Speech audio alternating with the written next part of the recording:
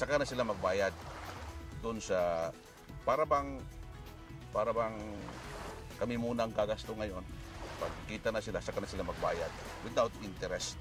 So it's a joint project, again, BFAR and the local government unit of Balingasan. Natanggap namin ang ringtone na KJ sa launching namo sa February 29.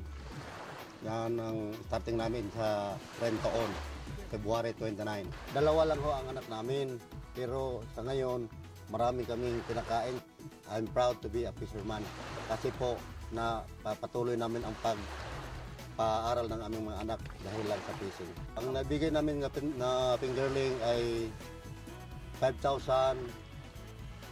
Ang babayaran namin, mayroong mortality na 166 mortality. Pag may patay, ayan ang mortality. Hindi madali ang prosesong pinagdaraanan para sa pangangalaga ng mga isda. May proseso itong pinagdaraanan upang maiwasan ang pagkamatay ng mga isda.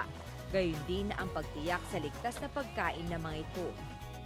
Una-una, yung fingerlings, yung garungan size, 30 to 40 grammer, mula yun ang accredited supplier natin. Yung una nating accredited supplier dito, mula pa sa Davao. Dinala nila yon na live, nasa truck nilagay, mayroong canvas doon. Patapos pagdating nila dito, nag-acclimatize, nag-change water, kinuha yung temperature at saka salinity dito at saka doon sa tubig nila sa sasakyan. Patapos pagpantay na, doon na yung nag-start ang counting at saka bagging. Tapos dinala dito, in-stack na dito sa fish cage. Dito sa cage, talagang yung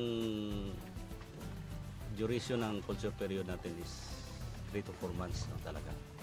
Pero diferensya doon sa punong o sa fish pond kasi aabot sila ng 6 months or 7 months.